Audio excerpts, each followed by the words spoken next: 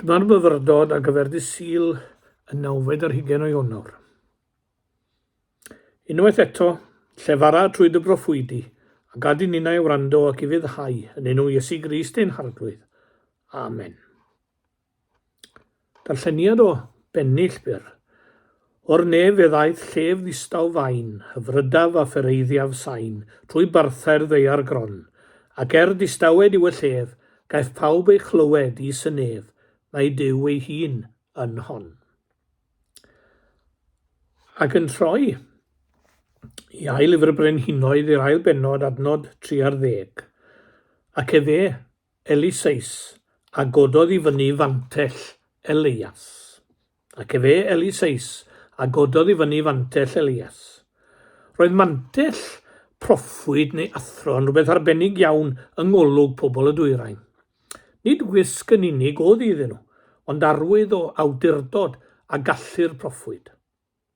Mae Sir John Malcolm yn y History of Persia yn dweud pan fyddai athro farw byddai'n gadael ei fantell i'r disgybl oedd i gario ei waith ymlaen. Heddiw, gadael i lyfrau neu nodiadau wna athro. Mi ddigwyddodd hynny mi wedi marwolaeth y barch Wilbur Lloyd Roberts. Ond yn y dwyrain, gadael y fantell a wnaint. These mantles, which were used by ascetics and saints, have always been objects of religious veneration in the East. The holy man's mantle is his all, and its transfer marks out his heir.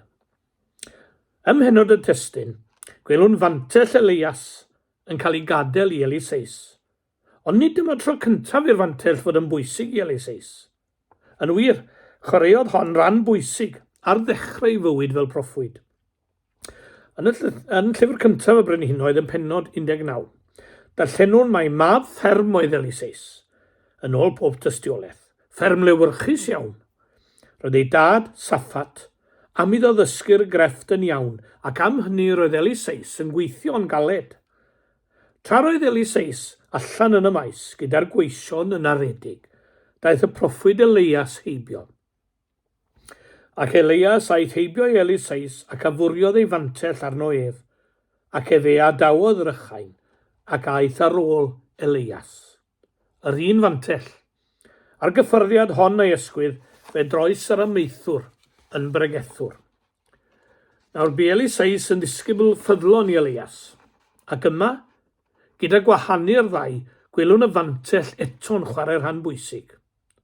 Roedd y ddau, medda'r hanes, yn rhodio gan ymddifan, ac wele gerbyd tanllyd a meirch tanllyd, a hwyau gwahanasant hwyll dau, ac Eleias a ddyrchafwyd mewn corwynt i'r nef. Wedi'r digwyddiad rhyfeddol hwn, nid oedd dim ar ôl ond y fantell. Roedd yn gorwedd wrth draed Elisais.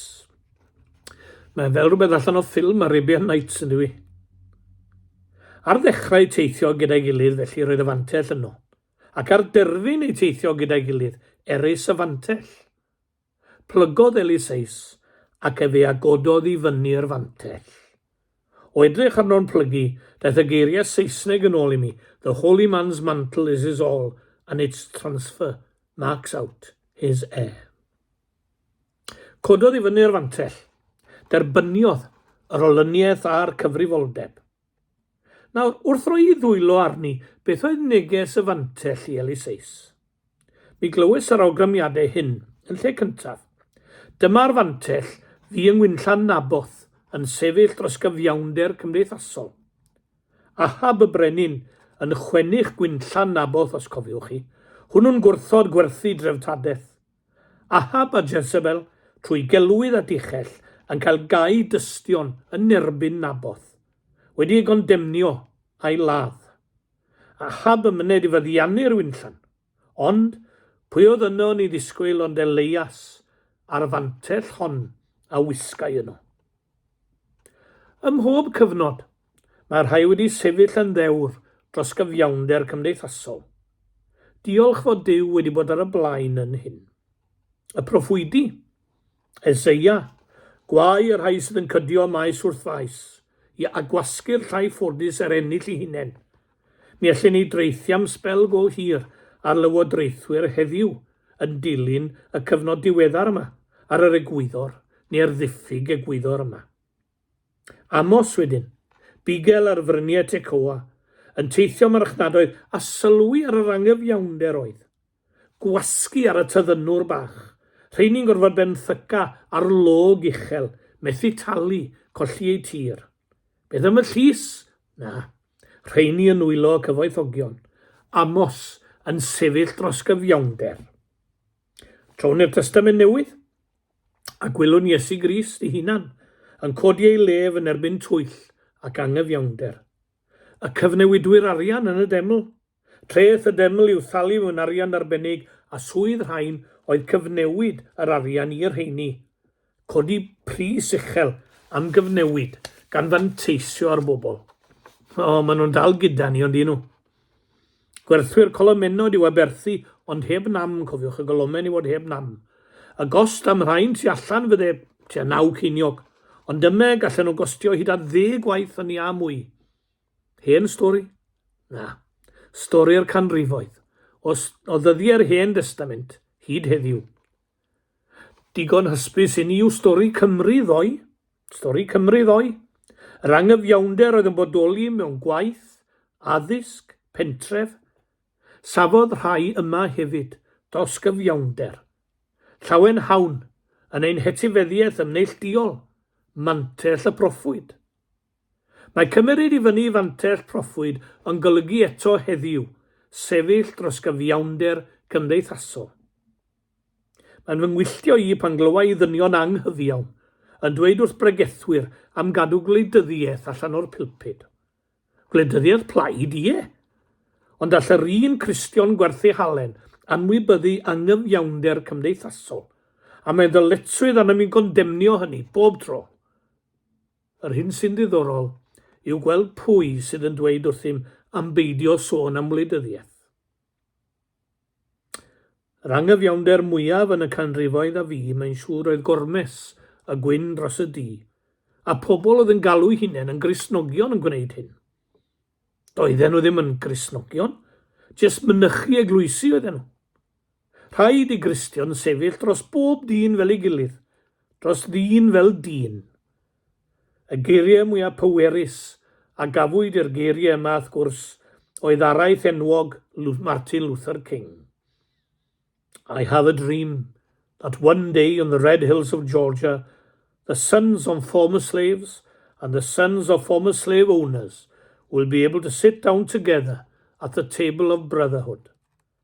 I have a dream that my 4 little children will one day live in a nation where they will not be judged by the colour of their skin, but by the content of their character. This is the faith that I go back to the South with, that we will be able to pray together, to work together, to struggle together, to go to jail together, knowing that we will be free one day. We will be able to speed up that day, when all men, black men, white men, Jew and Gentile, Protestants and Catholics will be able to join hands and sing in the words of the old Negro spiritual, free at last, thank God Almighty, free at last. Yn rhydd, oherwydd i ryw rai gymerid i fyny mantell y proffwyd. Cyfraith yr Iddew oedd na symud mor hen derfynau. Yr rhai trwy amrywiol ffyrdd am symud y cerrig heddiw, ei mwyn ei hunain ac ar draul eraill, mae e'n dal i ddigwydd. Nid hen stori, mo stori Mantell Eleias. Deil y fantell o'i hyd. Pwy a'i cwyd hi? Os gnawn? Cofiwch mai hon yw'r fantell a fi yng Ngwynllan Naboth, yn sefyll dros gyfiawnder cymdeithasol. Ac yna'n ail, dyma'r fantell fi ar ben Carmel, yn sefyll dros grefydd bir, nid sefyll dros grefydd, ond dros grefydd bir. Chi'n cofio stori Carmel? Yn nyddiau Eleias roedd digon o grefydd yn Israel, a digon o broffwydi crefyddol. Digon safai yn enw crefyddoldeb, ia ryw grefyddoldeb. Crefydd am hir iawn. Yn llyfr cyntaf y Brenhinoedd, cawn Eleias yn herio hynny. Casgl ataf i fynydd Carmel broffwydi Baal, 420 a phroffwydi'r llwyni 400. Wel, oedd unrhyw safonau dyma dyrfa go dda. Dechreuodd rymdrech ar ben Carmel gyda'r geiriau hyn. Fi ydy'r unig un sydd ar ôl o broffwydi'r arglwydd, ond mae yna 450 o broffwydi Baal yma. 400 a hanner oedd am hyd o'r bobl ar i'w ffi grefydd, ac un yn sefyll dros grefydd bir. Allai ddim peidio a meddwl am ganlyniad y cyfrifiad parthed Cristnogaeth. Un yn sefyll dros grefydd bir. Mae'r hen stori yma'n adrodd am safiad gwrol, argyhoeddiadol, Eleias. Argyhoeddiad. Dyma brofiad y gair prin yn yr oes hon, ynddo fe. Pan fi cymdeithasau yn cynnal seat holi neu banel, fe ofynir beth yw eich barn ar hyn a'r llall, ond byth a oes argyhoeddiad gennych. A popeth yn mynd yn fater o farn bellach, yn ytrach nag o gred ac o argyhoeddiad. Gwybyr arglwydd Iesu am y crefyddolder yma. Cyfarfu â gwraig o Samaria, a bu'n ymddiddan â hi, welwn ni'r hanes yn Ioan 4. Yn ystod y sgwrs gofynodd i gwestiwn iddo. Ein tadau a addolasant ar y mynydd hwn, mynydd Garisim, ac yr ydy chwi yn dwedyd mae yn Jerusalem y mae y man lle mae addoli. Setla i mi y cwestiwn hwn. Nid y mynydd hwn meddai na Jerusalem. Mater o ysbryd yw, ac nid mater o le, addoli mewn ysbryd a gwirionedd sydd yn bwysig. Oes mae yna ddigon y saif dros grefydd heddiw, ond faint sy'n fodlon cymryd y fantell a sefydd dros grefydd bir. O, licen i ddim gweld drws y capel yn cael, a rhaid bedyddio yn y capel. O na, fyddai ddim yn neis priodi mewn offis, a'i cael y capel i'r angladd. Na neis oedd y capel yn gwneud plei bach ar y Nadolig. Rhith o grefydd, heb ei grym. Erys crefydd yn ein tir o hyd, cofiwch. Y Senedd yn dechrau gyda gweddi'r arglwydd, trenyn y fydden yn gwrando ar eiriau'r weddi. Tyngu ar y Beibl mewn llys barn, a mynd ymlaen i weid celwydd falle. Dyddiau cyhoeddus a seremonia, gwell cael esgob neu rhywun felly yno. Ond mae greda i fod cenhedlaeth wedi codi, a flinodd ar yr hyn a welodd, ac a welodd trwy'r twyll a'r hagryth. Na foed i'n uno ar rhith o grefydd yma, neu diwan gwaredo. Na dim fodloni ar yw rhith o grefydd heb ei grym, ond gwir adnabod Iesu yn frawd a ffrio dim. Ie erys y fantell, ond pwy ei cwyd heddiw. Os cymerwn i fyny, cofiwn mai hon yw'r fantell, a'n gorfodau sefyll yng Nghymru yr 11 ganrif ar 20 dros grefydd bir. Ac yn drydydd, dyma'r fantell fi yn Horeb, yn gwrando'r llef ddistaw fain. Wedi buddugoliaeth Carmel, wedi'r awr ddramatig fawr, gweliwn ni Eleias orfod ffoi am ei einioes. Fe safodd yn enw crefydd bir, a chostiodd hynny iddo. Fel y cest i bob un sy'n fodlon gwneud hyn. Costiodd i'r arglwydd Iesu hunan, a dyma'r gwir am y sawl saif yn ei enw, hyd dyddiau Martin Luther King ac wedi hynny. Ffoi am ei einioes wnaeth Eleias, a chael ei hunan mewn ogof unig ar Hebron, yn gwasgu ei fantell amdano. Dyw yn ei orchymyn allan. Daeth gwynt mawr cryf, ond oedd Dyw ddim yno. Daeth daeargryn, ond oedd Dyw ddim yno eto. Tân, ond oedd Dyw ddim yno chwaith. Yn y llef ddistaw fain, sŵn distawrwydd mwyn, yno yr oedd Dyw. A phan glybu Eleias fe blygodd ei wyneb yn ei fantell. Dyw yn dysgu Eleias yno yn y tawelwch. Er y torcalon a'i dristwch, a'r ymddiriau nad oedd neb ond ef ar ôl, dysgodd Dyw iddo na wyddai y cyfan. Roedd 7 o filoedd eto yn Israel na phlygasant luniau i Baal.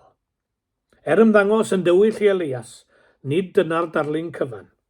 Yma y gwelir ein gobaith ninnau.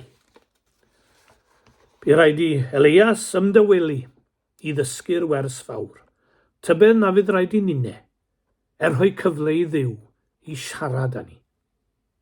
Gwelaf linell gyswllt yn yr holl hanesion hyn am y fantell. Ni cheir cyfiawnder cymdeithasol heb grefydd bir, ac ni cheir crefydd bir heb wrando'r llef ddistaw fain. Ceisiwch yn gyntaf deyrnas Dduw a'i gyfiawnder ef, a'r holl bethau hyn a roddir yn ychwaneg i chwi. Diolch am ambell i Eleias sy'n dod i gymryd fyny'r fantell. Mae'r fantell eto wrth ein traed, a'r her yw i ni ddod a'i chymryd i fyny. Os y fydd hawn i'r alwad, bydd gwir hawl gen i mi ganu gyda watgyn wyn. Rwy'n gweld o bell y dydd yn dod, bydd pob cyfandir is yr hod yn eiddo Iesu mawr, a holl ynysoedd maith y môr yn cydyrchafu mawl yr ior, dros wyneb deiar lawr. Mae teg oleuni blaen y wawr, o wlad i wlad yn dweud yn awr, fod bore ddydd ger llaw, mae pren y bryniau'n llawenhau, wrth weld yr haul yn agosau, a'r nos yn cilio draw. Mwyn enw. Amen. Gawn ni wythnos yma eto orffen gyda gair o weddi. Arglwydd gwna fi'n offeryn dy hedd, lle mae casinau boed i mi hau cariad, lle mae camwedd maddeiant, lle mae amheuaeth, ffydd, lle mae anobaith gobaith, lle mae tywyllwch goleuni, lle mae tristwch llawenydd. O feistr dwyfol, caniatau mi gysuro yn hytrach na cheisio cael fy ngysuro, deall yn hytrach na cheisio cael fy neall, caru yn hytrach na cheisio cael fy ngharu, oherwydd wrth roi yr ydym yn derbyn, wrth faddau yr ydym yn derbyn maddeiant, wrth farw yr ydym yn deffro i fywyd tragwyddol. Amen.